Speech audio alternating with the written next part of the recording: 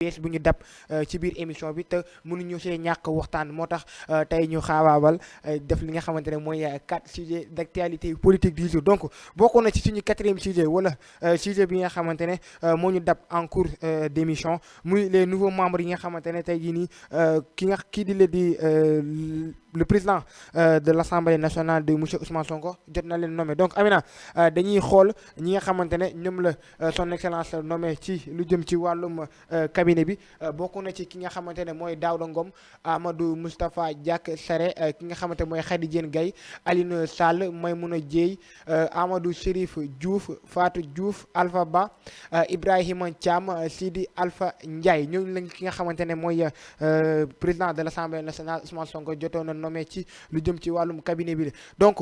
constat général bu ñëpp def mooy que la majorité ci nga xamante ne ñoo nekk ci cabinet bi ce sont des anciens ministres yi nekkoon ci gouvernement wu ki nga xamante ne mooy président Ousmane Sonko donc dama koy démarrer ci yow Sëñ Fallou comme d'habitude noo analyser tey cabinet wu Assemblée nationale on peut dire c'est purement et typiquement pastefien. lii mooy bëgguma mbaxalu saalum waaye bëgg naa dëxin su ma koy jàngat mooy bëgguma mbaxalu saalum waaye dëxin ku ma ko jox ma lekk waaw bëgguma mbaxalu saalum nag waaye dëxin ku ma ko jox ma lekk moom loolu nit ki sañ na ko ndax man la ma mënta comprendre mooy fa nga taxaw ba bañ mbaxalu saalum waroon nga faa jaare ba bañ dëxin effectivement fa nga taxaw ba bañ maafe waroon nga faa taxaw ba jaar ba bañ fa dëxin léegi loolu lan ngay sous-entendre ci bañ mbaxalu saalum bëgg dëxin bi nga expliquer ko ñi seetaan mën ko comprendre. waaw damaa jàpp ni maafe gi gerte lañ ko toggee dëxin gi gerte lañ ko toggee yéen président bi ba muy defar gouvernement tàllal leen loxo ni leen ñëw leen nekk ministre te maafe am gerte am ndawal am ñebbe ak maafe ni mu neexee ngeen bañ ngeen ni yéen dëxin ngeen bëgg nañ leen bàyyi ñu dem ci dëxin nga maafe mooy dëxin ay maafe rek waaw léegi nag yow bu la neexee yow nga jóge ci ministère ñu tàllal la loxo ni la kaay nekk ministre nga ni sama parti bëggul ma nekk ministre nga wàccee sa bopp à tel niveau dem di nekk directeur de cabinet ak mu neex ñun de amuñu ci problème ñun sénégalais yi amuñu ci benn problème mais on a pris acte mais en tout cas daal man li ma mën a wax mooy maafe man ku ma ko jox tegal ma dëxin man ku ma jox maafe tegal ma dëxin su ma bañee maafe de du ma lekk dëxin mais aussi Sëñ Fallou quoi qu'on puisse dire dañuy taxaw def benn taxaw seetlu mooy que on peut pas comprendre benn parti bu mel ni Pastef ñu ne nous sommes des patriotes nga refuser dem liggéey ak ki nga xamante ne mooy l'actuel président parce que boo leen dëkkee micro ñoom ñëpp dañ naan est-ce que ki nga xamante ne teg nañ ko ci ministère bi doxalinam méngoo na ak man sama doxalin est-ce que bokk nañ idéologie est-ce que bokk nañ point de vue te man dama jàpp ne loolu ce sont des balaa rek mais tey je pense bien que ni don de soi pour la patrie être un patriote c'est d'abord privé voilà c'est d'abord nga jiital li nga xamante ne tey mooy l'intérêt de la population au détriment de l'intérêt du parti mais tey dafa mel ni ñoom seen doxalin intérêt parti bi wala ñoom li parti bi bëgg ñoom loolu la ñuy def mais du ñu xool li nga xam ne tey jii nii moo arrangé les Sénégalais aussi. xam nga le don de soi pour la patrie. ñoom dañoo ils ont un peu man je ne dis pas qu'ils ont obligé là parce que ñoom dañoo am leader bi nga xamante ni c'est le président Ousmane Sonko. et que ils sont libres ñu bu leen président de la République consulté ñoom ñu jàpp ni gouvernement bi ñu nekkoon c'était l'ancien président qui les avait consultés moo leen def ministre tey bu ñuy changer di dem ci beneen gouvernement ils sont très libres mu ni le président demal wax ak suñu leaderu parti ñoom seen liberté may na leen loolu seen liberté may na leen tamit président bi ni leen dama kaay ma def le ministre yow nga ni man bëgguma nekk ministre effectivement te loolu je rappelle loolu c'est la patrie et c'est très important nekk ministre c'est très important tu travailles pour la patrie léegi nag ñoom dañoo wane ñoom seen bopp ni ñoom dañoo bàyyi la patrie pour la partie ils sont libres chacun est libre li ma la waxoon rek laa lay waxaat chacun est libre maafe gi gerte lañ ko toggee essence yi lu ma la mën a waxee tigadégg gi moom ñu ngi ciy lekk tigadégg gi nag mooy alalu ak nu mu mënti demee ñoom ñu ngi lekk ci gerte gi ñu ngi ciy tàq essence yi moom ñu ngi tàq ci gerte gi dinañ descendi ci loolu le ndax dinañ ñëw ci communiqué bi nga xamante ne Diomaye président communiqué nañ ko ci ndogalu conseil constitutionnel mais laataa loolu juste Abdallah yow da ngay joxe sa avis ci li nga xamante ne mooy cabinet wu président Ousmane Sonko. bon comme ni ko Madiambal waxee. maanaam Bamboula vraiment lañu assisté. parce que mënuma concevoir tey ñu ne la un ministre de la République suñu la limogé tu as 6 mois yoo xam ne tey chaque mois dañ lay fay. am nga salaire. ñu jël la dugal la ci cabinet wu président assemblée nationale jëlaat beneen salaire joxaat la. lépp ci alalu askan bi. te pendant ce temps sa yow ki nga xam ne tey mooy seen président de parti moo doon toog naan réew mi dafa naax saay dafa am problème mu xaalis dañoo nekk ci lii c'est-à-dire moom mi ngi doon ñaxtu di jooytu di wax dara. di am yenn pratique yu ñu doon dénoncé tey nga ñëw tey indiwaat pratique yooyu yu ko gën a pire yow nga indiwaat ko. donc je pense que ni ñoom tey reniement am na. mooy ñoom weddiwaat nañ seen bopp encore une fois yàgg nañ weddi seen bopp mais tey lañ gën a weddiwaat seen bopp ndax li ma gëm mooy Pastef am na ñoo xam ne tey mosuñoo am poste de responsabilité mosuñoo am dara les détenus politiques yi wala les ex détenus politiques yi nga xam ne ñu ngi doon wax pourquoi pas ñu jël ñoom ñu am possibilité dugg foofu ndax régime yu bëri jàll nañ fi te ñi nga xam ne ñoo doon nekk les membres du cabinet wu président assemblée nationale kenn daanu leen xam kenn daanu si communiquer kon pourquoi pas tey ñu bëgg kon da ngay sentir ni moom dafa bëgg a mettre benn gouvernement parallèle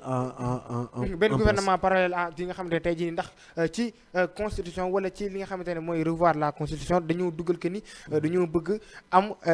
wala li nga xamante ne mooy les prérogatives président am ki nga xamante ne mooy président de l'Assemblée nationale am aussi ces mêmes prérogatives maanaam pouvoir yi ñu mën a tolloo donc tey est-ce qu'on n'assiste pas à un pouvoir en parallèle aussi. non loolu moom yàgg na ko c'est-à-dire loolu moom il est comme ça c'est-à-dire Ousmane est comme ça. Quand il était premier ministre il disait que je dois avoir des privilèges dama war a am ay pouvoir président ne ko je veux un premier ministre fort. léegi boobu ñu jógewaat foofu demaat assemblée boobu pendant ce temps El Malick on ne parlait pas de pouvoir. boobu on parlait pour Sonko. El Malick jóge na fa Sonko demaat na fa maintenant on parle de non pouvoir c'est-à-dire c'est une personne assoiffée de pouvoir. te damay dëgg benn wéykat comme Canabasse nee na soo gisee ku yàgg mar bu ko dënk sa ndaal ndax da koy naan ba mu jeex. c'est-à-dire que dafa mar pouvoir. c'est-à-dire ba fu mu nekk. bu dee moom am na yaakaar ni 2029 il sera président de la République du Sénégal. pourquoi se précipiter actuellement di def démarche yi nga xam ne tey ëllëg mun na ko coûter cher. nañ bàyyi maanaam tey li nga xam ne moom la fi fekk maanaam ku nekk li nga xam ne moom la le pouvoir confié moom la constitution bi may. nga doxal ko ëllëg bés bu la yàlla joxee pouvoir la lépp loo bëgg a doxal nga doxal ko. donc dañuy descendi ba léegi ci assemblée nationale ndax Amina si c'est bon ñu lire leen li nga xamante ne mooy communiqué coalition Diomaye président ci lu jëm ci wàllum conseil constitutionnel wala ndogal bi nga xamante ne conseil constitutionnel jël na ko donc ci loolu ñi ngi xamal ni par décision numéro 6 C 2026 en date du 9 juillet 2026, le Conseil constitutionnel a sanctionné les députés de la majorité en déclarant la loi votée le 29 juin 2026 contraire à la Constitution de notre pays. Donc la coalition Diomaye Président félicite le président de la République, gardien de la Constitution, par sa démarche démocratique et salue sa détermination à défendre la Constitution et à faire respecter la loi dans notre pays. La coalition Diomaye Président encourage le président de la République à poursuivre réunion et finalisation des consultations sur les réformes en cours en vue de consolider notre démocratie. Donc gis nañ dogal bi nga xamante ne conseil constitutionnel jël na ko dàkkaat wala moom mu sanctionné ñi nga xamante ne ñooy les députés majorité fële ci assemblée nationale. Sëñ Fallou pour terminer il nous reste moins de 10 minutes donc pour terminer noo gisee ndogal bi nga xamante ne conseil constitutionnel jël na ko jëmale ko ci ñi nga xamante ne tey jii ñooy les députés majorité. waaw dogal bi mooy. tout d'abord démocratie sénégalais moo gagné. lu tax démocratie sénégalais moo gagné démb waxoon naa ko fi ci matinal bi nee naa leen Sénégal dafa am ñetti institution dafa am ce qu'on appelle ñetti pouvoir exécutif pouvoir législatif ak pouvoir judiciaire. bul ñu fàtte ñu tamit suñu quatrième pouvoir. toi aussi quand même. la presse waaw wax nga dëgg dafa am ay pouvoir yoo xamante ne dafa am solo. léegi ci biir li ma lim dafa am pouvoir législatif bi. moom li ko yoon may da koo def mooy notamment proposer ay loi mu proposer woon ay loi bi nga xamante ni ci révision constitutionnelle bi la jëm def na li ko yoon may ci biir li ko yoon may def na ko ba mu jeex tàkk mu jébbal président pouvoir exécutif bi pouvoir exécutif bi tamit am na ci yoo xamante ni nanguwu ci parce que am na ay amendement yoo xamante ni proposé woon na ko ci révision constitutionnelle bi léegi dañ doon wax nag duñ dem ci crise d'ingestion léegi nag egg nañ ci bi ñu eggee ci crise institution bi mooy pouvoir législatif bi mbëkk na pouvoir exécutif bi bi ñu mbëkkantee pouvoir judiciaire bi moo waroon àtte léegi nag pouvoir judiciaire bi àtte na pouvoir judiciaire bi lu mu àtte mooy pouvoir législatif bi yow nekkoo ci yoon pouvoir exécutif bi moo nekk ci yoon léegi nag lan lañ ciy jàngee mooy pouvoir législatif bi dañoo war a féliciter pouvoir exécutif bi ndax bërki démb Ousmane Sonko bi mu duggee biir assemblée nationale député yi nga xamante ni dañoo bokkuñ ci Pastef dañoo defoon recours bi ñu defee recours dañ ni Ousmane Sonko ni mu duggee ci biir assemblée bi jaaduwul. c'est pas légal. c'est pas légal. C'est ce même constitution qui les a dit sama yoon nekku ci li ngeen di doxalee seen assemblée. parce que man samay prérogative mayu ma ko ma àtte ko tey maa ngi xaar nag waa Pastef ñuy féliciter ce constitution ndax boobu loolu bi mu amee ñoom ñëpp dañoo génn féliciter. léegi nag nañ génn féliciter ñu bàyyi le président de la république ñu xam ne le président de la république c'est une institution te nañu bàyyi nañu weesu foofu ñoom le débat weesu na ñuy jaawale Bassirou Diomaye Diakhar Faye bi nga xamante ni dafa bokkoon Pastef ak le président Bassirou Diomaye Diakhar Faye le président Bassirou Diomaye Diakhar Faye a été élu par les Sénégalais. Je rappelle le président Bassirou Diomaye Diakhar Faye am na ay nit ñu bokkul Pastef yu ko voteel am na ay nit ñu bokk PDS yu ko voteel tey bi muy def campagne daa dem dugg fépp def campagne wër àdduna dégg la poids électoral bi nga xamante ni moo ko indi au pouvoir Pastef de jouer ci un rôle déterminant. Si c'était pas Pastef on peut dire qu'il n'allait pas arriver au pouvoir. Mais il a arrivé au pouvoir parce que il a été élu par les Sénégalais. léegi nag nañu bàyyi di jaawale leur frère de parti. xaw ma nag ba léegi seen frère de parti la ndax man ba léegi ba fii ma toog damaa gëm ni Sonko mooy Diomaye mooy Sonko parce que ki moom moo taxaw benn nit moo taxaw wax lu baax ci ku tey kañ lay doog a gëm ni moom nekkatul moom moo taxaw devant tout un chacun de tous les Sénégalais mu wax lu rafet ci Bassirou Diomaye Diakhar Faye ba Sénégalais yëpp voteel ko Bassirou Diomaye Diakhar Faye moom moo jur doom tuddee ko Ousmane Sonko juraat doom tuddee ko yaayu Ousmane Sonko kon man damaa gëm ni ba fii may wax ak yow Sonko mooy Diomaye mooy Sonko ce que les lii est plus fort que de la politique. Jusqu'à preuve du contraire donc Abdallah pour terminer suñu édition d'aujourd'hui yow tamit noo gisee tey jii nii àtte bi nga xamante ne conseil constitutionnel àtte na ko lu jëm ci wàllum tey loi bi nga xamante ne législative bi dem na ko déposer fële ca l'exécutif. bon am na lu ma la waxoon l'autre jour. effectivement ma ne la man. li ma gëm mooy maanaam cour constitutionnel gëmuma ko maanaam ndax conseil constitutionnel li mu waroon liggéey mu ngi koy liggéey parce que soo xoolee tey texte bi liñ ne moo tax tey ñu invalider lii bi au motif que la procédure adoptée par l'Assemblée nationale était entachée d'irrégularité te donc loo ciy wax mooy donc est-ce que lii nii du ubbulaat beneen buntu président de la République maanaam tey dissolution assemblée nationale est-ce que mënut a jóge ci lii parce que lii nii procédure bi ni ñu ko defee nii maanaam mu war ne c'est entaché maanaam c'est inconstitutionnel maanaam kon donc est-ce que président amul pouvoir bu mën a tax tey mu sukkandiku ci ne ñii kat dañoo bëggoon néewal doole sama pouvoir moo tax tey am naa possibilité ma tas assemblée sans pour autant ñu egg décembre c'est-à-dire yii bataille juridique lañ nekk actuellement ku nekk da ngay jéem a xool noo mënee sa morom koñe ko pour mun a accéder yow sa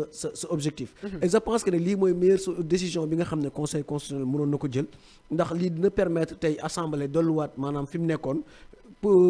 pouvoir exécutif bi dellu amaat pouvoir am mais judiciaire bi aussi amaat pouvoir am ñu xam le principe de la séparation des pouvoirs mënoo def sa liggéey yow assemblée nationale bëgg def liggéeyu président de la république bëgg def encore liggéeyu conseil constitutionnel mënul nekk ku nekk li nga xam ne moom nga am comme prérogative da nga koy respecté te soo si defee naka sulul noonu keneen ki ñëw rappeler la à l'ordre xamal la li nga def tegoo ko ci yoon donc c'est pas la première fois tey kii groupe parlementaire majoritaire bi ñuy yóbbu fële sa conseil constitutionnel di ko dàqaat donc tey est-ce que ñoom waruñu xoolaat d'abord wala waruñu xoolaat aussi la manière dont ñoom ñu ngi def seen i proposition de loi ak loi yi nga xam ne tey ñu ngi koy proposer balaa ñu koy jébbal est-ce que waruñu xoolaat aussi tamit seen i démarches aussi waaw parce que dañ ne violation de la procédure c'est-à-dire maanaam ñoom ci fond bi maanaam dugguñ ci fond mais ci forme bi la manière dont maanaam def nañ révision bi ni ñu ko defaree moo baaxul parce que su ma juumul nee nañ président ba muy saisir conseil constitutionnel clé USB la yóbbaale ak ay documents cela ñaar exactement ce qui veut dire que ni dafa jëloon UC mu ñëw taxaw di constater du début jusqu'à la fin comme président demul def recours simplement dafa def ak ay des preuves tangibles yi nga xam ne nit mënu ko dindi te juridiquement parlant tey soo xoolee tey ki maître Moussa Sarr sànq ñu ngi koy wax mu nekk koo xam ne tey maanaam képp kii maîtriser Pastef maître Moussa Sarr moo la gën a maîtriser Pastef na nee na ñaar nit du leen fen nit du fen médecin am nit du fen avocat am te ñi nga xam ne ñooy les ex-détenus yu fi nekkoon yëpp maître Moussa Sarr bokkoon na doonoon na seen avocat doon leen plaider gratuitement kon lu ñu def ak lu ñu deful xam na ko kon moom xam na type raisonnement wu type homo pastéfien bi nan lay xalaatee ba mën a xam nan lay xeexee ak ñoom kon donc lii nii ñoom dañ ko préparé woon ñoom ba ñuy ñëw il savait que maanaam pertinemment que ne dina am vice de procédure maanaam ñoom dinañ jàdd yoon moo tax ñu préparé ko par conséquence ne leen non ñun dañuy dem voir référendum ay yooyu te alors que ñoom ñu ngi doon xool ñoom ñu def benn erreur kese sukkandiku ci pour mun leen a attaquer te je pense que ne ils ont atteint leur objectif jërëjëf Abdallah on a épuisé waaw da ngay ñëwaat ci lu may terminer man pour man lii c'est pas un défaite parce que si bu fekkee ñoom ci projet bi ñu proposé Sénégalais yi daf ci bokkoon la révision de la constitution te président bi tamit am na ce qu'on appelle la révision de la constitution bi nga xamante ni moom bëgg na ko def ba defoon na ci ay ba jotoon na ci am lu bari loo xamante ni bind na ko moom président de la république pour man pouvoir législatif bi nañ dem seeti le groupe parlementaire nañ dem seeti le président de la république ñu waxtaan ñoom ñaar bu ñu waxtaanee ñu xool yan point ak yan point lañ tombé d'accord léegi suñ tombé d'accord sur point bi point yi ñu tombé d'accord pour la révision de la constitution ñoom ñu bokk ñoom ndax Sonko mooy Diomaye mooy Sonko ñu bokk ànd dem ci Sénégalais ñu proposer ce qu'on appelle référendum ñoom bu ñu proposer référendum ñu battre campagne pour le oui Sénégalais yi nag voter c'est aussi simple que cela ndax constitution sénégalais yëpp ndax constitution sénégalais lañ bëgg a laal boobaa nag lii dafa pour man tey procédure bi ñu bëgg a jaar ñu nekk 130 députés bëgg a changer constitution Sénégal pour man loolu daa xaw a yomb tey mën nañ def ay loi mën nañ def nangam mais la constitution dafa doon loo xamante waaw dafa sensible la constitution Sénégal dafa sensible trop te ci biir changer bi nga bëgg a changer constitution bi sénégalais yi en tant que sénégalais lambda yi tey préparé woo leen ci lan nga ci bëgg a def ba sénégalais yi xam lan lañ ci bëgg a def puisque yéen am ngeen li ngeen ci bëgg a def président bi tamit am na lu mu ci bëgg a def boole leen yéen li ngeen ci bëgg a def ak li président bi bëgg a def ngeen dajale ko ba mu rafet ngeen ni sénégalais yi lii lañ bëgg a def ci constitution bi lii ak lii ak lii ak lii ñu dem ci référendum sénégalais yi ndax ànd ngeen ci ñu def ci lii ak lii ak lii sénégalais yi bu ñu àndee ñu ni oui bu ñu ci àndul ñu ni non c'est aussi simple que cela. ndax sénégalais yi am nañ ci droit ndax boo nee constitution mooy tënk lépp li nga xamante ne mooy les lois et les règles ci li nga xamante ne mooy les sénégalais donc sénégalais yooyu noonu am nañ plein droit voter ndax bëgg nañu wala bëgguñu donc on a épuisé nos sujets on a épuisé le temps bi nga xamante ne Amina moom nañu accordé ngir ñu mën a dérouler li nga xamante ne mooy seen émission d'aujourd'hui parole sans filtre donc Abdallah ci yow laay njëkkee ma bàyyi la nga tàggatoo ak ñi nga xamante ne tey ñoo ñu doon seetaan. Bon, tout d'abord dama lay féliciter Pa Assane ci comme d'habitude voilà ci manière bi ngay manager sa émission mi professionnalisme di la ñaanalaat encore yàlla sàmm la aar la di jaajëfal aussi le grand chroniqueur sëñ Fallou macha allah xam-xam bi mu ngi fi yàlla kàttanal la di remercier ñoom Amina laay ak l'ensemble des personnels yi la doon jàppale pour ci réalisation bi di jaajëfal Ahmadou Sané ñoom Mbaye Diop ak l'ensemble des membres du cabinet du maire Issakha Diop di nuyu le grand professeur Sélé waaw effectivement waaw di ko def big up di nuyu ñëpp ñi nga xam ne ñu ngi doon seetaan ci différentes plateformes yu Sen Jeune di leen jox rendez-vous très bientôt incha allah jërëjëf Abdallah comme ni mu ko waxee moom chaque jour dañu amoon mbégte ak contentement di ko dalal ci suñu plateau ndax il est très disponible te bu ñëwee dina décortiquer dignement objectivement li nga xamante ne mooy suñuy sujet sans pour autant far wala sans pour autant parparloo sans pour autant far ci benn parti mais objectivement loo xamante ne tey jii nii moom la Sénégalais yi di mën a dégg donc suñu Fallou yow aussi comme d'habitude maa ngi lay jaajëfal bu baax a baax. Pa Assane rendez-vous bi suba la incha allah.